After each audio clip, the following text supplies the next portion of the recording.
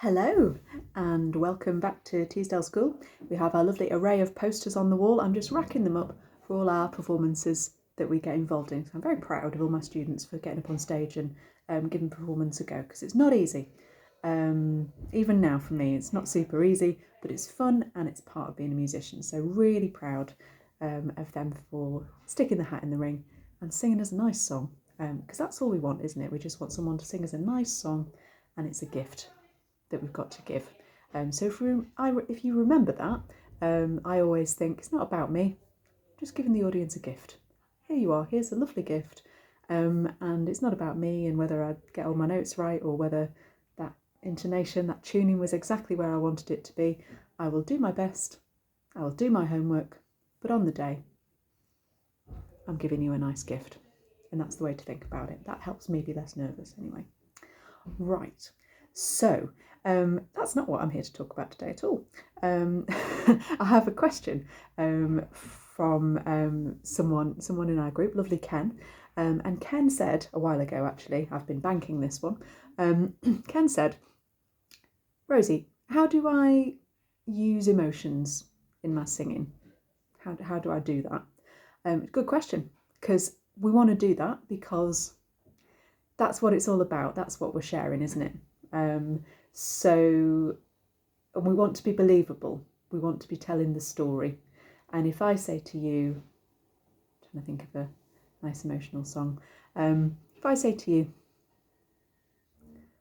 I'm feeling very happy today, you might not believe me. You might even think I was being sarcastic, which I don't do because I don't really understand it. But yes, I'm not hugely big on facial expression when I'm speaking, so I need to make a point of putting it into when I'm singing. So I'm feeling really happy today. There you are. You might believe me. Do believe me, it's true. It's sunny. Look, no cardigan. So what we want to, but often when we're singing, because we're nervous, because we're focusing on getting it right, and all those things that your singing teacher said to focus on, you're trying to focus on your vowels and your consonants and your consonants and your vowels and your breathing, and all of a sudden we've forgotten to just communicate, because we know how to do it. So I'm speaking, my voice is going up and down. I'm not speaking like this to you because it would be weird. But when we're in the moment and we're very conscious of how we're singing, we can go into that sort of more monotone type of thing. So what we want to think of is when we're singing, we want it's a bit like catchphrase. So say what you see, sing what you'd say is the singing version of it. So for example, we're looking at a song called I'm Not That Girl from Wicked at the moment. Really like it. And if we say, basically she's in love with this bloke and she realises she's not, what she feels is his ideal woman.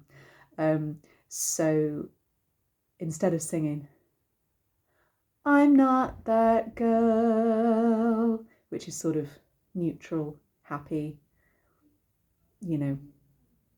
fine. That's not going to tell the story. Okay. So we don't need to deliver a sort of operatic standard performance. We don't need to go, I'm not that girl, really over dramatic with it. We want somewhere in the middle. Okay. So if I was saying that, be like, and the line before is, and heaven knows. So I might go, and heaven knows I'm not that girl. So you've got maybe she's resigned, maybe a bit regretful. There's lots of emotions at the same time, especially if you're a girl. I've always got at least 10 on the go at any one time. Speaking for myself there. But we want to, because we're humans, we're complicated and we have conflicting things. But if you can find the main emotion and then maybe layer in like a source of another one. So I'm going to go resigned, little bit regretful. That's what I'm going to go for this. So I'm going to say, I'm not that girl. and hopefully you believe me. Okay, and it's no more or less complicated than that. So if you're in any doubt of how to sing a phrase, just say it first, and as if you're telling someone a story, as if you're talking to a friend, just imagine that you're talking to me and you're telling me a story, and you really need me to believe what you're saying.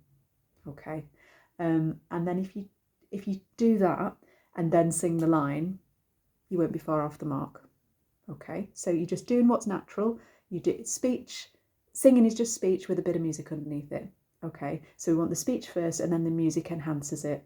What we don't want to do is being so focused on getting all the notes right and all those technical things that we work on in rehearsal. We do that so that on the day we can more or less forget it, leave it to our muscle memory, and just really be in the moment and feel those emotions ourselves. Because we've all felt regretful, we've all felt resigned in the past, as well as we've felt happy, sad, tired, angry, all of these things. Singing's very cathartic because it's a chance to feel all your emotions and use those to tell the story so the audience can feel those emotions too. That's a real gift. I don't know if you've ever been to a concert and just had a blooming good cry. I know I have, and it's sort of just that music and that feeling of being held.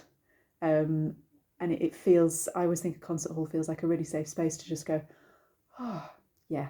So there's always a prize for whoever makes me or Mrs. McGrath, the teacher at Teesdale School, cry with their sad song at our performances. Because I always say, if you've moved someone that much, you've done your job. Or, we don't always want to make people cry. We might make people laugh, make people come out feeling a little bit lighter than they did at the start, because we are having the confidence to just peel back a few layers of performance, a few layers of grease paint, and show that vulnerability and just say, I'm human as well, and it's all right. And that is what we're in the business of doing. That's why music makes you feel better. So I hope that empowers you to just bring a bit more of your authentic emotions to your performances. So let me know how you've got on with that, and especially you can let me know if that was helpful. And I've got a free Facebook group, and if you ever want to, it's Feel Good Singing with Rosie. The links are on my website, which I'll post in the description here. And that is a forum for sharing videos, sharing songs, asking questions. So if you're looking for somewhere to sort of practice these skills ahead of a performance, maybe just to build up your confidence muscles, that is absolutely what that group is for. It's a really safe space, so feel free to use that however is helpful for you.